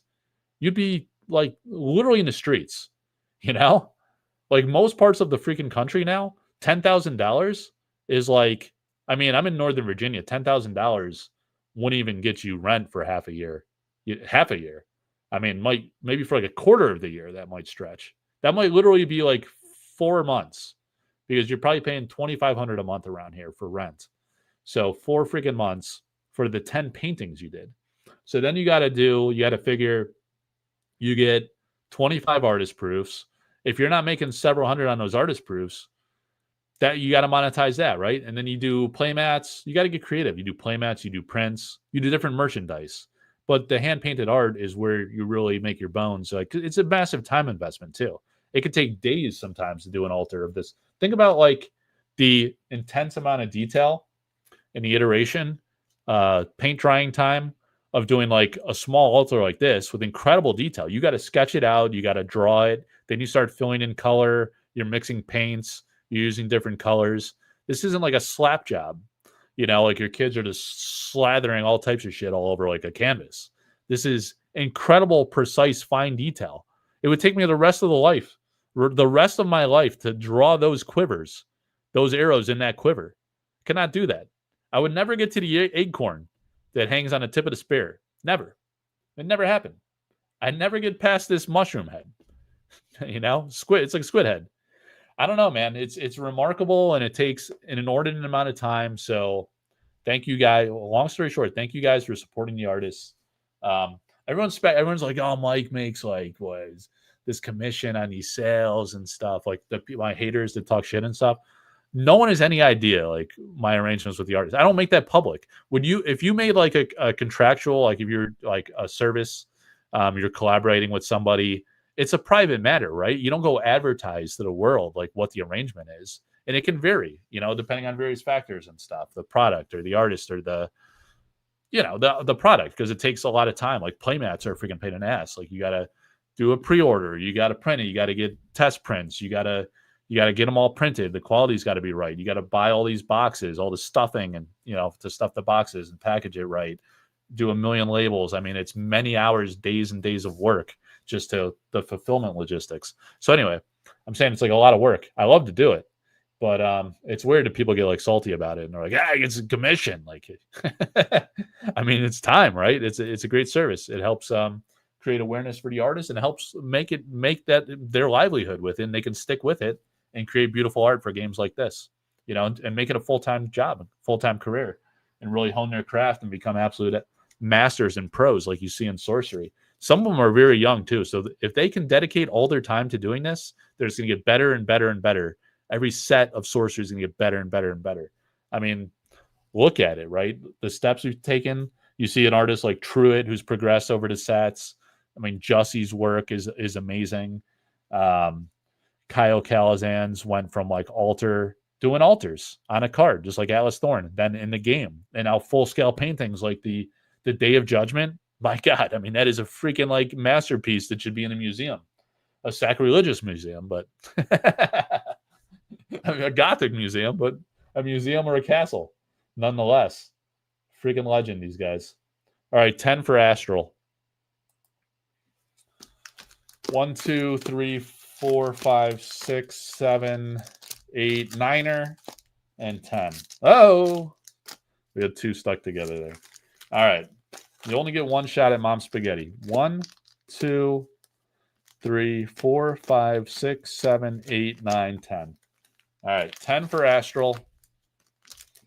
We're on fire. We hit a Philo Stone because Dan's not here. Where is Dan? Somebody go on my Discord and call that guy out. What's the matter with that guy? Doesn't show up? He must have blacked out. Hopefully he's still alive. Hopefully he's still with us here. Oh, he probably just got blackout drunk because he's always drinking, that guy. He's very thirsty, that Dan. All right, so the chat was lively, and then they faded, and everybody blacked out again. I guess he got excited about the Philo Stone and the Death Dealer, and now we got to hit another hit to reawaken. Oh, we hit another Unland Angler in 2 packs in a row? All right, we do have a foil coming up. It's the Accursed Albatross, Mr. Vincent Pompetti. I'm not sure we're going to see Pompetti in Gothic, guys. He doesn't really have a Pompetti-esque style. Omega Zool's in the house. Always present. Thank you, man. It's nice to see you. All right. What is Gagaxis Wiluso? I sent in an art portfolio to Chase last night. Chase has nothing to do with the art of sorcery. So you want to send it, well, you want to send it to their mailbox or to Eric, I would think. But I mean, Chase could relay it. Hopefully he'll do that. It would me a young Gagaxis dreams come true to have art on a TCG like SCR. Dude, DM me later. I want to see your stuff. And do you do altar cards, you said? I'm interested in seeing your work. As you know, I work with many artists in and around the game, in and beyond the game. And sometimes those artists become part of the game, like Alice Thorne. And I hope that happens a lot for some of these other altarists because they're really special talents and special people that really just need that shot, man. That shot at being published. I've been curious about whether frogs are better than wolves. I think unless someone speaks up in chat, I'll have to assume wolves are superior. You put the bait out there. Oh, the Dream Quest. Dude, what a box. We're hitting all the bangers. We hit Dream Quest, Philo Stone, Death Dealer. We just auctioned on Sorcery Community Facebook group and Collector Arthouse Discord. We auctioned the original painting of the amazing, stunning Dream Quest. And I got another massive high-end painting coming, guys. I'm just trying to pick my spots. I don't know when to do it because I don't want to be lost in the shuffle and hysteria of Gothic. But, dude, we're going back to the roots to a big-time painting. They'll be coming up for auction. Join the Sorcery Community Facebook group and the Collect Art House Discord is all I got to say. All right? And follow daily because there's an auction every single day. And weekly, we have paintings that spans a week. Usually a Sunday to Friday. Sometimes like a full Friday to Friday if it's a big time monster. Feels like a lifetime sometimes. But I want to do that full week because sometimes people got to sell off some cards, try to raise cash, have confidence they'll have the cash to justify the means to spend it, Fabrock, exceed their budget. Because they're precious items. They're one of ones, right? Someone owns that Dream Quest freaking painting now. It's unbelievable, right? It's so iconic. What a piece to own, man. I'm actually jealous. I had to ship that off. All right, the Pudge Juggernaut. Brian Smith had that one up for sale recently on his website. I don't know if anyone claimed that one yet. He had 3 paintings. They had a nightmare and it came true compared to the art. All right, Searing Truth is Dream Quest gone wrong. I'll have to take a look at that later on the Gothic spoilers page on collectarthouse.com. All right, Cave Trolls. How you guys looking at Gothic spoilers page, man? I think it's convenient. You can go to Sorcery Community group and look in the media archive and find the post with all the spoilers, but then we really cleaned it up. Agent Paco from my Discord really helped me out with that. Agent Paco is probably going to help me out with the website, cleaning things up a bit. Really nice guy, that Paco. The Mask of Mayhem that we hit in foil earlier. Now we got the non-foil. Thanks, Omega Zool. Yeah, I think that's going to be really helpful to people to have a one-stop shop outside the social media world. Like, a website is not social media because it's not social. It's unidirectional, right? It's not like a conversive type forum unless it's like a Discord website, right? It's not what I'm talking about. Kythera mechanism. Oh my God. We're hitting everything you could ever dream of in this freaking box. The Kythera mechanism. What a box, man. What a box. I should have kept it. Could have had Kythera. Could have had Death Dealer. Could have had a Philo Stone. Wow. What a box. Oh my God. Could have had 3 or 4 Vile Imps by now. It's like $12 right there. Oh God. What a freaking card, man. The day this was revealed in Discord by one Eric Olafson was the day the painting became mine. Fabrock, you said, what's your budget? It's not a relevant data point when the right piece strums the harmonica. You know? You just know. You're like, 7's mine. 7. Tell me you did not sell that. I still got it. No, I got it. No, I got it. Oh, man. Kythera mechanism. I do love Kythera. One day we'll do an autopsy on him, and there will be a Kythera mechanism inside his heart. We need Dustin Brossard tattoo. He's a tattoo artist, if you guys didn't know. Directly onto my heart. It's going to be open heart surgery, and he's just going to ink it up. Maybe I'll survive it, maybe not, but the autopsy will show. Harry Carey, a la Kythera mechanism, you know? Destiny was not in my favor, and sometimes the destination is not always favorable when the destination is unknown. Or maybe the destination is known if you're going to get an open heart tattoo. You kind of know the risk factors going into it. The vid was awesome too, having all you guys going through them. Oh, thanks, man. Yeah, that was a lot of fun. I think, Steve, you still out there, Philo Cards? I was talking to Paco today because like he's doing those like nice graphics for me for the website for that. I really got to credit Paco for making that site what it is because we had all the images going around in the community group in the Collect Art House Discord, and he did those nice backgrounds for all of them, which really helped me a ton. It makes the website really pop.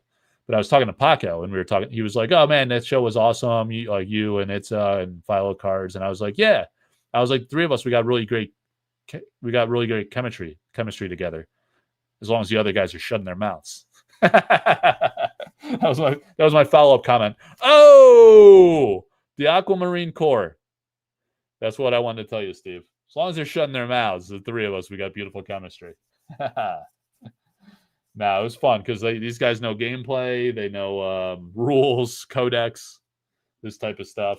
I mean, I coach people up on this side, but, I usually don't like to give away too much of my trade secrets. It's really unfair competitive advantage. You start giving away your inside secrets. All right, we hit a freaking core and a Keith era mechanism in these set of cards.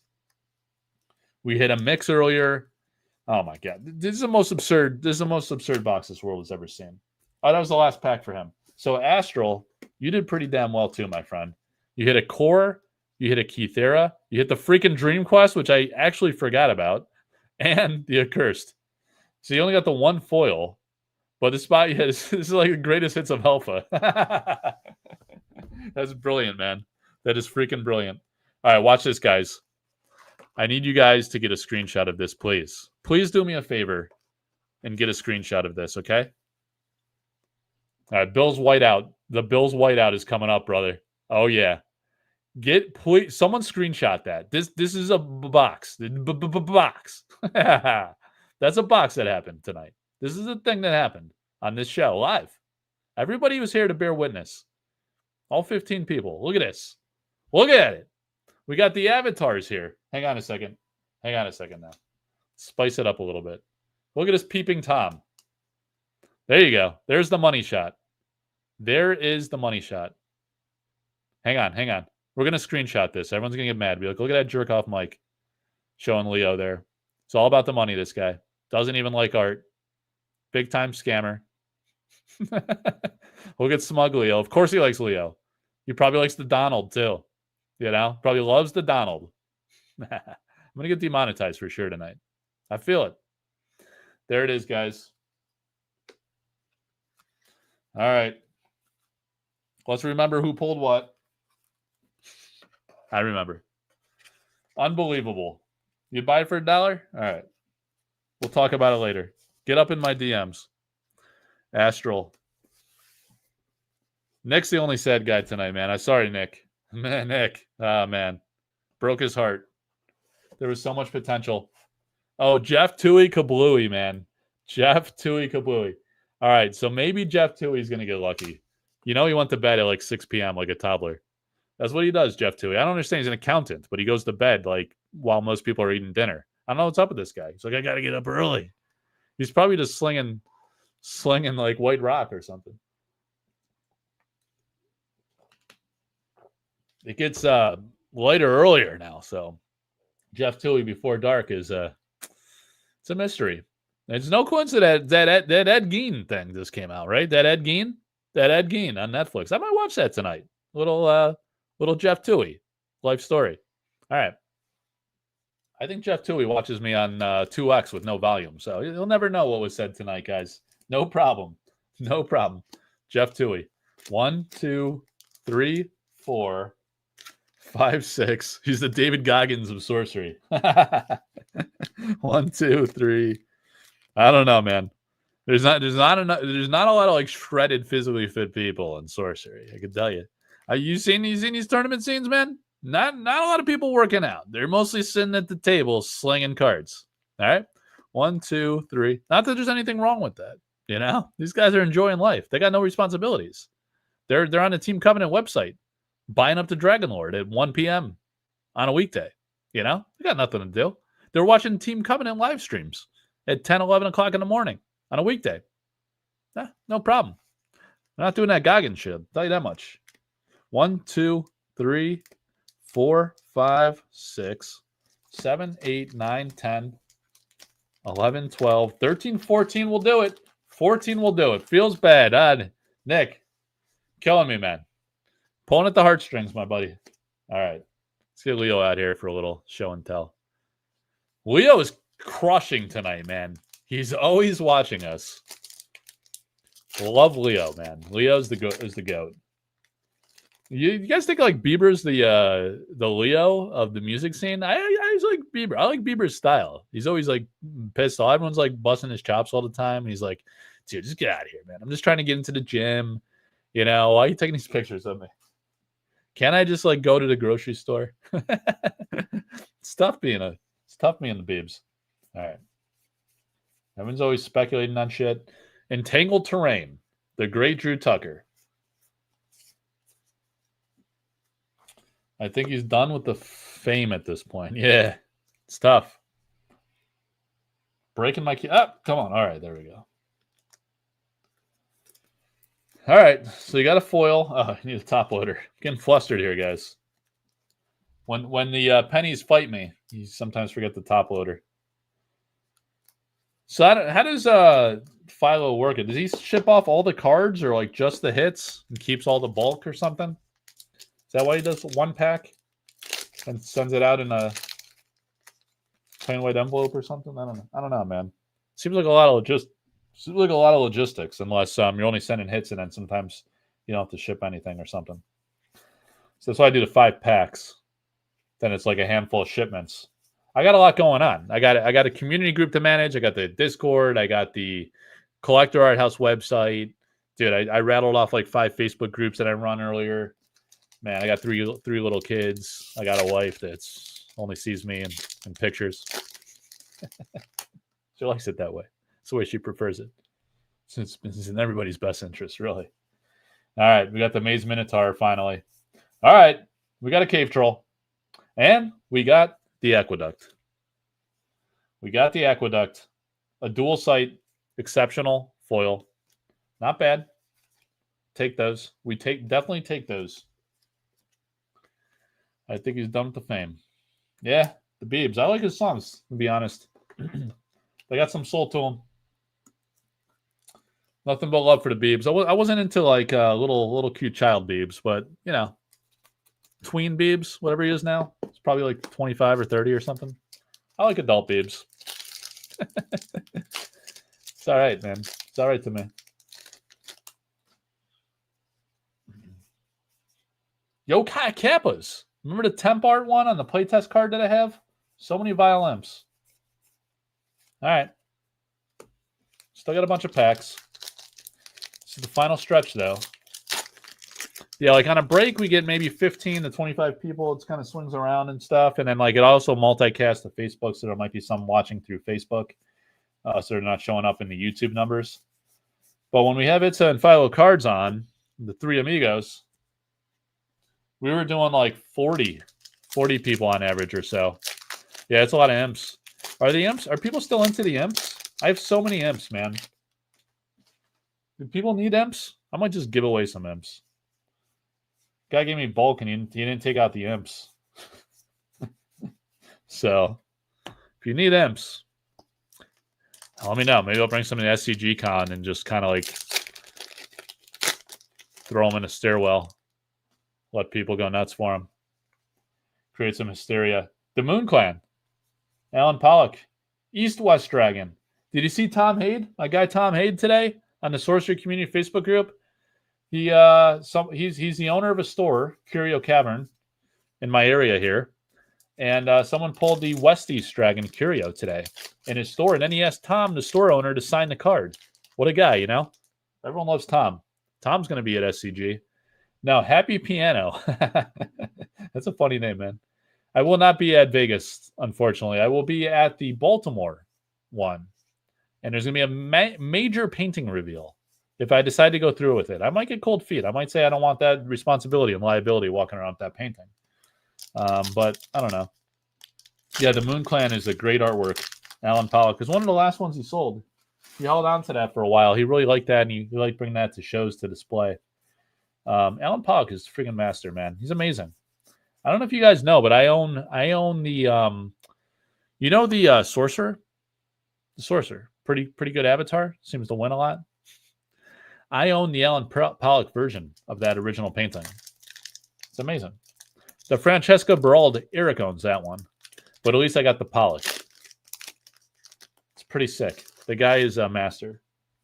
We chatted at SorceryCon Vegas. I live in Vegas. Oh, Cadabra. Oh, what's up, man? Yeah. I remember you on social media back in the day under that Cadabra name. Oh, we got a foil boss troll. But yeah, it's too bad we won't get to see you, man. I mean, I live on the East Coast, so going out to Vegas was a bit extreme. But I'm a organizer of Sorcery Con, so some people don't know that. It seems it's kind of weird. But I handle all of the art aspects of Sorcery Con, getting all the artists out there. So my job was getting those 15 artists out of there. You know, it's funny, like when the guy. So actually, it was Drew. You guys know Drew from the company. He ended up getting hired by Eric's Curiosa, but he was working with Alex and David, and he's like, "We got to get Mike Servati, Collector Arthouse, as part of our team because this guy knows all the artists. He's got a great show. He loved my show. I never see him in the chat anymore. I don't know if he likes me anymore. I don't know. I try to DM him, he doesn't respond half the time. This guy Drew. I don't know. I might have to talk to him at Baltimore and be like, Drew, what's the story, dude? Well, I'm trying to have a conversation with you, man. I know you're reading those messages. Just freaking talk to me. Let's work it out. But anyway, Drew brought me onto the team. He's like, we got to get this Mike Servati guy from Collector Arthouse. And then they told me, they're like, hey, guy, like, Mike, we're doing this Vegas event. The venue's stupidly expensive. You know, maybe we get, what do you think, 5, 6 artists? I was like, yeah, maybe. I was like, every week, I was like, got another one, guys. Got 2 this week. Got 3 this week. Got another one. Got another one. Oh, we're out of money? All right, I'm gonna do some fundraising myself and personally pay for their travel. All right, because this is going to be the biggest freaking event this world has ever seen for sorcery. And it was. SorceryCon Las Vegas was absolutely epic. We had 15 artists there. And iconic altarist Dustin Brossard. Very proud of it. You can see the pride beaming through my big head. A lot of people say, like, just jerk off Mike Servati. He's a little overconfident, a little cocky. Nah, man. I'm just excited about it. I'm celebrating. There were 15 artists at the freaking Sorcery Con, and it was next level. All the community staples were there. All of them. All the big-time artists were there, except some of the European artists, man. I tried to get more, but we had Elvira Shakarova, we had Danforth, we had Menges, we had Brian Wackwitz was there. We had Heidi Talifer, we had Sam McKinnon, we had Dustin Brossard, we had Ed Beard Jr., we had Truett Parrish, we had Mikhail Nagy-Paul, we had Tony Sudlow, we had Margaret Organ Keene. I'm going through my mind and I'm envisioning them where they're lining up along the wall. Did I hit them all? I might have just rattled off all 15. We had Dan Seagrave in the corner, man, at the end of the row, right next to Dustin Brossard, the great legendary Dan Seagrave. It was unbelievable. I was like 5'6", no problem. Let's make it 15. I go big, man. I love going big. I love making a splash. Guys, go watch my Alpha showcase video. When Alpha came out, I was one of the first ever on YouTube. I was one of the first sorcery content creators. And now the others that you guys have come to know, and they started doing their thing later, I was one of the OGs. And when Alpha came out, I was closer with the company. I don't know. They seem to have an issue with me at times. But I like those guys, right? And they liked me, especially in the early days. They featured the collectorarthouse.com website on the Kickstarter campaign. And I did an Alpha showcase event. And we had a cameo of like 15 artists, right? Never been done before. And I told nobody about it. The guy, what's that freaking magic guy? The real goofy magic guy, right? That's like, he's got like a silly nature about him. You know, kind of like a nerdy guy. What's that freaking guy's name? The magic something? The magic historian? No, not the historian. What's the guy's what is that guy's name? He did some sorcery videos like early on, then he left. He was like, that is like the greatest box opening I've ever seen in my life. You know, he loved it. Because I opened the show with Drew Tucker. I told nobody this was going to happen. Like, after the show, I saw him talking on his own channel about how, like, he was like, it was freaking amazing, but this guy knows nothing about marketing. You know, if he told people about that, he would have got a massive audience. And I was like, no, guy, you know nothing about marketing. Because that freaking epic experience, I did that there was like over 100 people that ended up dialing into that, right? Because I was one of the first content creators. And it was a big deal. Everybody wanted to see Alpha, the cards, right? And I was like, I did that intentionally. I fell on my sword for that. I sacrificed Magic Historian. I think that was him. I sacrificed the live views intentionally for the dramatic impact, the dramatic effect. Can you imagine if I had pre-announced, I was like, hey guys, I'm gonna have a bunch of artists on the channel. It's gonna be awesome. And people be like, cool, that's awesome. Sounds fun, or some people be like, I don't give a shit about art. I just like playing games or whatever, but like you open the show and Drew Tucker's on there. I'm like, holy shit, that's Drew Tucker. That guy's a legend. He was an alpha magic artist. They're like, oh, all right, Drew. Yeah, got to go, man. We're going to open a few more packs. See you later. Boom. Next artist is on. Oh, yeah, Tony Sudlow. He's like smoking weed. I don't know what he was doing, man. I think he was drinking and smoking. Boom. Next artist on. Boom, boom, boom, boom. Mikhail Nagy Paul. Kyle Calazans. Dude, Truett Parrish. One after the next, all of them, right? And then Eric wasn't going to come on the show. I DM'd Eric. He didn't even respond to me. I was like, dude. I was like, trust me, this is going to be a big freaking deal. You're going to want to be on this show. But I can't tell anybody what it's about, right? Just watch the show, right? I opened, like, Simon was on too. So Simon, I think what happened was Simon, like, hooked it up and he realized how profound the event was. And he hit up Eric behind the scenes and he was like, dude, you got to come on this show. This is like a big moment in sorcery history. Come celebrate the debut of your freaking game, right? So I was like talking to Tony Sudlow and Vincent Pompetti. I remember this like it was yesterday. I had no idea Eric was coming on because he didn't even respond to me. I knew Simon was going to come on, but I didn't know Eric was going to come on. This was long before Chase was even working for the company or a lot of the other guys, right? So it was just Simon. And Simon was kind of like the face of the company, doing a lot of the media outreach and stuff. And then it was getting towards the end of the show, and all of a sudden I see Eric backstage on my StreamYard. And I was talking to the funny thing, like, you got to go watch it back, right? Just go to my channel, go to the live tab, and then click on most popular or most views, and it'll go right to the top. It's the Alpha Showcase. It had like a few thousand views at this point, which is still not a lot. It's like, it's a disgrace. It should be way more. But what happened throughout the show is we were opening cards, hoping to hit the hits that the artist did for the game so they can enjoy a first look at their own cards, right?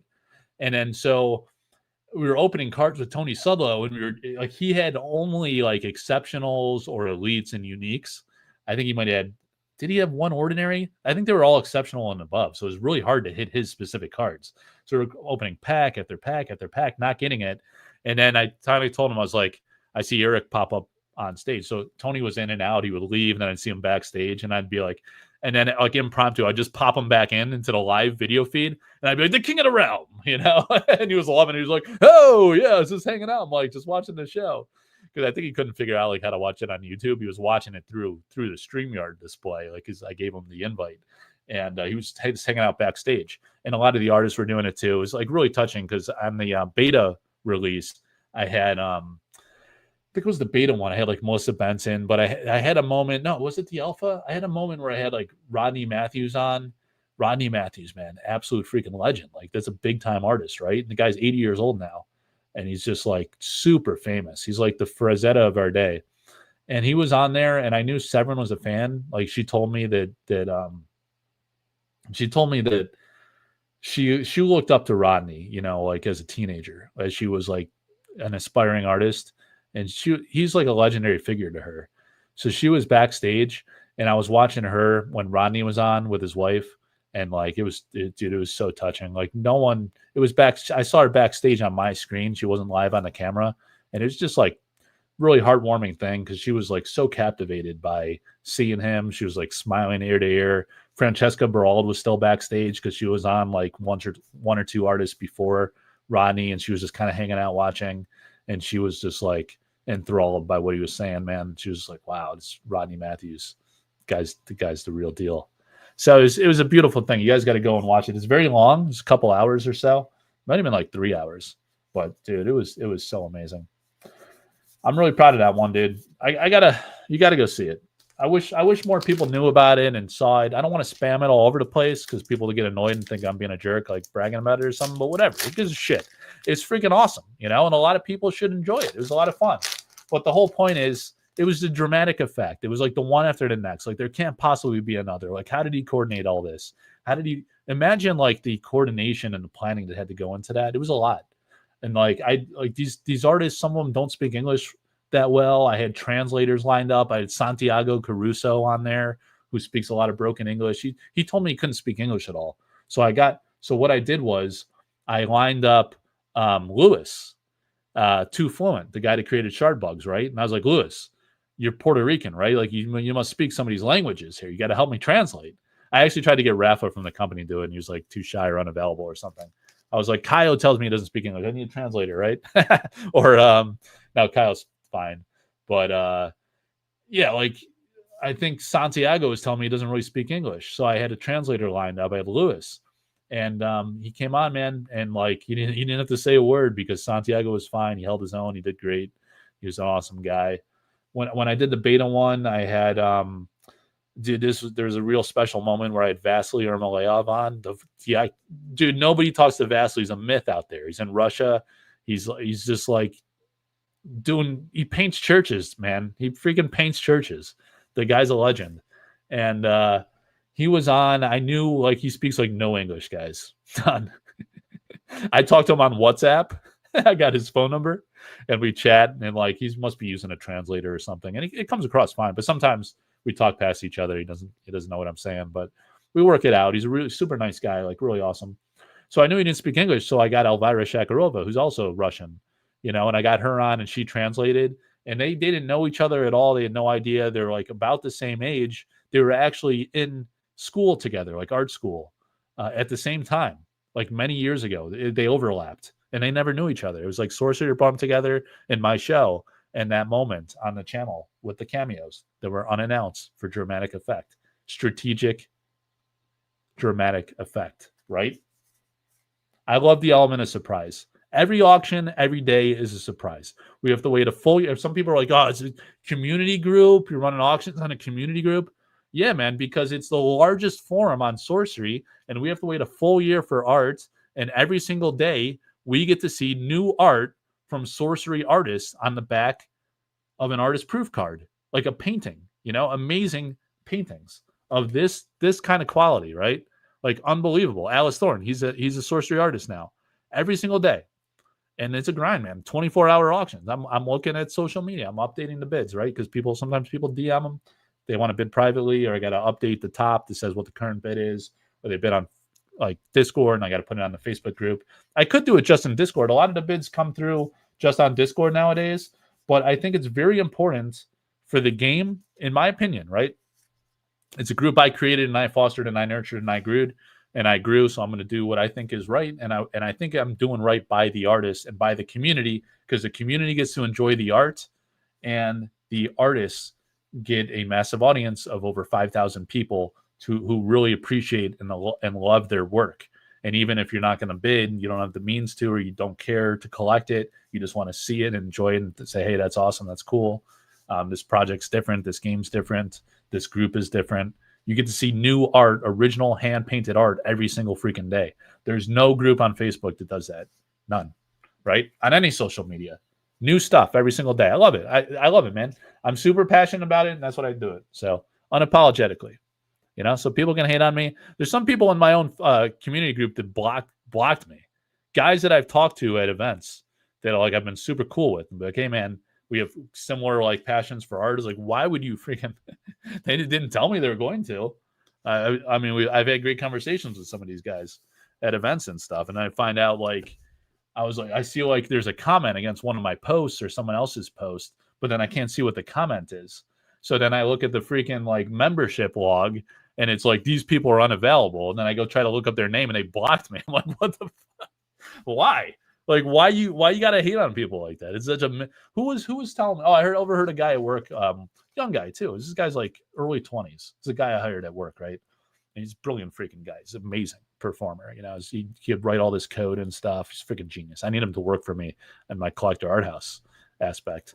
But he was saying yeah, man, I don't understand these people that write people off. They block people. They boycott people. Dude, that's a lot of mental energy. Why do you gotta hate on people? Why you gotta hold a grudge? Right? It's a waste of freaking time. It's unproductive. It's just pathetic, really. It's petty. It's small. People to do that, scumbags, right? It's phony. It's a weak-minded, just petty, spiteful, little hateful thing to do. It's ugly. Why do people like that? It's dumb, Just have fun. Every time I go to a show, SorceryCon, everyone's having a good time. I didn't see a single person feeling lonely by themselves or like arguing, getting in fights. Sometimes, like when you're playing a game, right? Like people get passionate, they get mad about stuff, but just chilling, hanging out, everyone's saying hi to each other. Even people that like beef on social media and stuff, still hanging out. I've had people like that I like ate lunches with, like at SorceryCon, hung out, had fun with. They freaking like end up blocking me. I don't know why. I don't know why, man. There's nothing but nice to these freaking people. Just people like want to hate for no reason.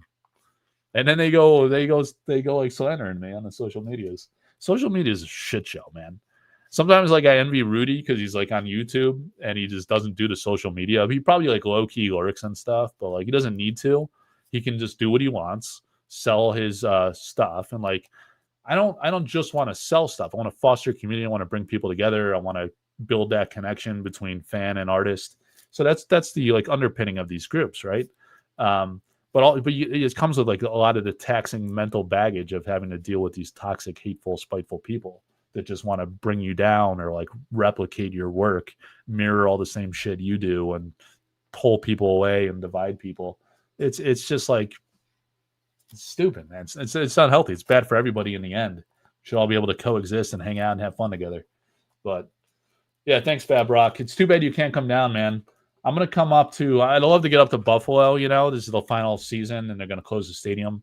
I grew up in Buffalo. I'm a massive Bills fan. Always have been since my entire life. Never went to the stadium because my dad didn't want to sit out in the cold. I think I might have told you that in the last show. So like, I'm like, damn, do I really like drive all the way to freaking Buffalo? It's like an 8-hour drive, or like fly there or something extreme. Maybe bring my son, who's only 7, or my oldest daughter, 11. I don't know, man. It's going to be really hard to pull off, but it's not the end of the world. It's just a stadium, right? I saw them play. I saw Josh Allen, man. I saw them come down and play. Was it the Redskins? Maybe Baltimore, the Ravens. I think I saw them. Did I see them play the Ravens? Yeah. When they come down, I see them at away stadiums. I saw them play the Jets at the Jets Stadium in Jersey, technically, right? It's not in New York, but never at their home stadium. And that's just a different vibe. Being among your own people, it's like it's your own people, right? It's like coming together. It's like being a legit. A lot of people preach like community. Rudy's always like joking about that word because like it's sometimes a lot of like assholes are just like people trying to build these little like cliques and these little like niche scenes and like be very possessive of their friends. It's a clique. It's freaking clique, right? And they want to ostracize and gaslight other people. That's not a community. Some people are doing that preach community. It's divisive. It's like it's really petty, like childish behavior. But so you go to the Bills, you go to your home stadium, you're among people that share a similar passion, just like sorcery is and should be. It isn't enough sometimes. Like oftentimes it is, but when it's not, then you're just like any other TCG. So everybody should keep that in mind when you're hating on each other, or like getting salty or jealous or whatever the case may be. Your daughter is going to the game on Sunday night. Damn, dude. That is the biggest game of the year. Aside from Baltimore, that was freaking massive, of course. But Patriots are looking decent again. We want to smash them in the face for ruining our lives for the past couple of decades. When I was a kid in the 90s, I don't know how old you are, Fab Rock, but when I was like in hardcore into the Bills in their glory years in the late 90s or late 80s, early 90s, the freaking Patriots were a clown show. They were an absolute joke, and we would smash the life out of them. Then they got lucky as balls stumbling upon Tom Brady, and it was like night and day overnight. I don't think we got lucky on Josh Allen. That was a recognition of raw talent that was then harnessed and personality, right? Because they got to have the work ethic and the personality and the drive. And when you find out that a freaking guy, these are the types of people I got to identify with, the people that work their freaking face off for their passion, for something that they think is important and is great for themselves and helpful for other people. That is the ultimate passion. So you find like a guy like Josh Allen who's going to is all in. He writes to every freaking college and says like, just give me a shot and I'll show you, I went on an interview one time. I was like early in my career, super young. And like it was this company that was like really having a hard time with contracts. They were doing contracts and they were like losing money. They were behind schedule. The team wasn't motivated and driven. And I was like pretty young. I was like really out of my league, like interviewing for this program manager job. And like I told the guys like I can do this, man. I was like, and then like after the interviews, people don't write like follow-up letters anymore. I wrote to this guy and I was like, I will work for free for a week. And you just watch me work. And if it doesn't work out, fine. Don't even pay me. Don't pay me. Just see how I do for a few days or a week. Whatever you're comfortable with. And if I'm not the guy, fine. Move on. Find who is the guy. It'd be a waste of both of our time if I'm not the guy. But give me a shot and I'll show you. That's the type of thing that I do. Right? Because sometimes you just got to put on. You got to YOLO and go hard. That's what Josh Allen does. That's the type of guy Josh Allen is, right? You got to have the drive to get ahead in life. Otherwise, you just get stampled and you get wave of shit from toxic jerk-offs. Being a Bills fan at Jet Stadium is dangerous. No, it's not, man. Have you been to Jet Stadium? There was like some like bald, these like picture this like bald guy, like young kid, looks kind of like a tough guy, right? He's like acting like a hard ass, like yeah, like talking all this stuff. My brother is sitting next to me. He's like a wise guy, right? And this guy was drinking. This guy who's like acting like a tough guy, talking a lot of smack, was also drinking Mike's Hard Lemonade, and they're doing that hey. And then every time we would do that, my brother would go, Mike's Hard. This guy was like directly in the row in front of us. And he was like basically yelling it into the back of his bald head. Hey, Mike's Hard. Which is like calling a guy a bitch, really. It's what it is, man. And he was just like belting it to the back of his head. It was just me, my brother, and my two cousins. It was what it was I had gotten married. This was like around 2012 and 2011, maybe 2012 or 2013, somewhere in that range, right? Soon after the decade. And what happened was I thought it'd be cool like for my groomsmen to be all Cervatis, right?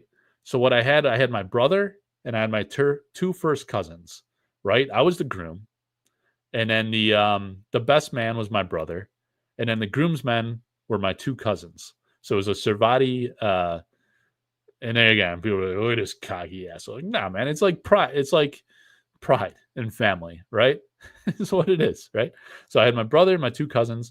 And then my one cousin was like really into Dave Matthews. I remember I got him some Dave Matthews poster or painting or something like that, right? And then at least my brother, maybe he was like the one cousin was too far away, but it was me, my brother, and my other cousin. We were all hardcore Bills fans, so I got him tickets to the Bills game, and we were like 5 rows up, man, 5 rows from the field, like very low level, like close, or in that bottom section somewhere. So they're amazing seats, and we were on the Bills sideline. I remember, yeah. So we got to see a lot of the big guys. I think, dude, it had to be like Tyrod era or maybe J.P. Lossman. I mean, I don't know, dude. It was a while back. Who was the quarterback? It might have been one of those other journeyman nobodies. Not even Fitzpatrick level, It was tough times. It was like great defense. They'd always be in it, They'd play teams tough. They'd give Patriots a hard time, but they couldn't quite get there. And that's basically where the Bills are against the Patriots now, where they have a puncher's chance. No, it wasn't Flutie, man. Well, if Flutie was like early 2000s, dude, your memory's shot, brother. Here's a story on Flutie. I would worship Flutie like a god, because here's, again, a guy that's got heart, he's got passion, and he's got balls, right? He's a Cervati. He's Doug Flutie. So he's got heart, passion, and balls, right? So he's a short-ass quarterback running circles around these monsters who would literally kill the guy, probably. Maybe concuss him every single time if they got a clean shot on him. And he's running circles around these chumps. He's scrambling nonstop. He's buying time. He's making throws. So like I would have the Foodie Flakes. You got it, Fab Rock. And like me and my dorm buddies, I was like, this guy Foodie is a god. We're all gonna worship him like a deity. And we would have like a candle seance, and we'd say, Doug, Doug, Doug. I think we did that one time in the hallway of the dorm. It was hilarious. And we were like, praise Doug. God bless. And I hope Doug sleeps with my girlfriend and makes her respectable. It's the type of stuff you can't say anymore nowadays, you know. But like back in the day, those are the types of jokes that would fly. At Penn State is where I went, you know. They're nice guys, you know, in that Pennsylvania sometimes. Sometimes a little rough around the edges. Philly, scumbags. Pittsburgh, I don't know, man. Fans are kind of meh. But upstate New York, good people up there, man. Good, genuine people. And authentic and original and unique, too. That's an upstate New York trait, right? Authenticity, uniqueness. They don't copy other people's shit. Everyone did their own thing. They had their own personalities. And they were all cool with each other, right? We all got along. Despite our differences, we valued differences. Because why would you want? It's annoying to hang out with yourself, like other people that are exactly like you. That's boring as shit, right? I get to hang out with myself all day, all night, anytime I want. But I want to hang out with people that are different than me. It's more interesting. It's like it's cool. Pick up some of their qualities. God forbid they'll pick up some of mine. Either way, we'll find each other amusing and have fun. But all right, we got a little philosophical here. We got the screenshot we needed when we hit every non-foil unique God tier card. Oh, Mike Pelly's here. Dude, Pelly, are you going to show up at SCG Baltimore embarrassing us as the most handsome guy in sorcery? I might be embarrassed. I don't want you getting too close to me. There might be some ladies there, you know? I mean, I'm a married man with 3 kids, but even so, I want to present well. I don't want to be standing next to Mike Pelly's face. That wouldn't be fair. You went to a whiteout Penn State game back in 2012. Dude, I was up there. Shit, man, I'm going to date myself here. 1999, I graduated from high school. It was the last of the century. And then I was up there like 2000 to 2004 or 5 or so, because I was in architecture first semester, and I want to do artistic stuff like design buildings and stuff, but I didn't have the artistic chops. That's why I love artists. I love art. I envy their talents. Not envy isn't the right word. I admire their talents. I appreciate it. I didn't have the chops, so I had to fall back on math and science and switch to electrical engineering just because like my dad said engineers get paid. You know, I was like, I don't want to struggle in life, so I'll just do something. I'm good at math and science. I don't know. I'll do that. I'll make a decent salary, have a decent life. But I like business stuff too. So then I got an MBA right after undergraduate, soon after, while I was working full time. But anyway, I went to Penn State. Back then, we had LeVar Arrington blocking every field goal, every punt. He was a beast. We had Larry Johnson running wild. You know, this guy would like, every time he touched the ball, you'd expect him to take it to the house. Just like every time LeVar Arrington lined up to block a field goal or extra point or, yeah, field goals and extra point. Maybe punts too. He just blocked that shit constantly. The guy's a beast. I saw Randall L. was a quarterback running circles around guys for Pitt, I think it was, or something. Drew Brees was playing for Purdue. He came to Penn State. He had a tough game. Everyone was like chanting overrated because he was an MVP candidate. There's a lot of big-time pros, man, that I saw in college that made it to the pros. It's cool. You're not sure about going to the event, man? I'm surprised, Pelly. I thought for sure you'd be there. That's too bad. I actually was hoping to hang out. Oh, shit. Noble's class of 99. You do look comparable age, man. I would have guessed you were a few years younger than me, but maybe you're just aging better than the old man over here. Maybe you're like a savant and just skipped a few years of high school. I don't know. He doesn't even know what year he said. He's just rattling off. I did see Tyrod play one time. And I think Jim Kelly was on the sideline embracing him, wishing him luck. And we were calling him Ty God back then, if you recall. We thought he was the real deal. But it turns out he can't freaking hit the broadside of the barn. He has a nice deep ball, but he can't throw a 10 to 20-yard pass to save his life is the problem. Josh Allen's the opposite. He can throw a 30-yard pass, 20 to 30-yard pass like the guy standing next to you. But he tries throwing 40-yard pass, and it's like he might hit a fan in the first row. And that was the stigma early on. Now he doesn't even attempt those that much. I guess because he doesn't need to. He could scramble. He could just throw a freaking laser beam anywhere up to 30 yards or so, like it's on a rope, so he doesn't need to go deep, I guess. So we criticize and we say, like, hey, it's something he's got to add to his game. But is it really?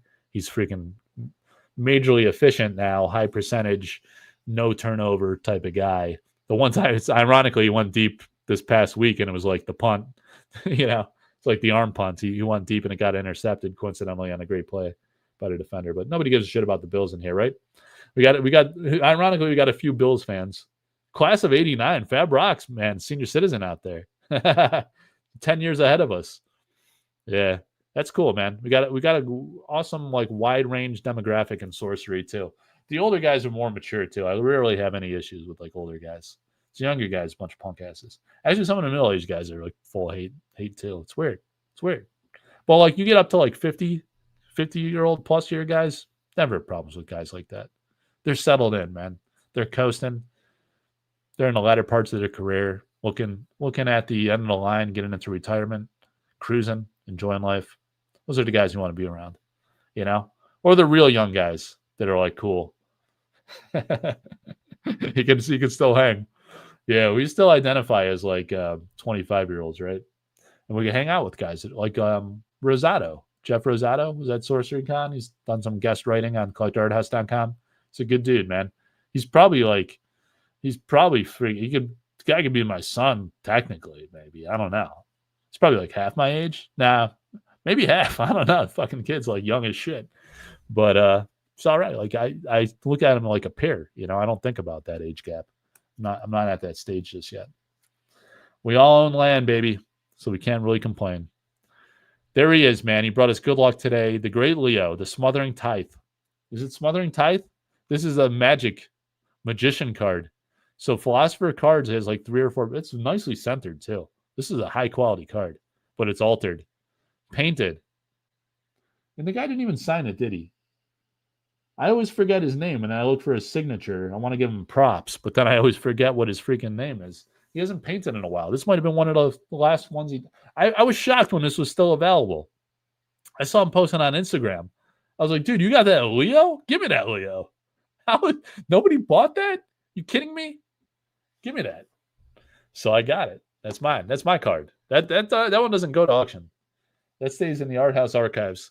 All right, guys. So we got the Great Atlas Thorn coming up. The Cursed Land. It's an altar card with a painting. It's coming up Sunday to Friday. We got the Great Andrina Jardim that's also going to kick off our week Sunday night. You know what? Should I try to run this Saturday, tomorrow night to Monday? I don't know if anybody would look on a Saturday night. I usually do a weekend, Friday to Sunday. I rarely launch something on a Saturday night, but maybe I'll stick to Sunday to Monday. Oh, maybe even I'm tired, man. Maybe even a Sunday to Tuesday. But look at this gorgeous Enchantress.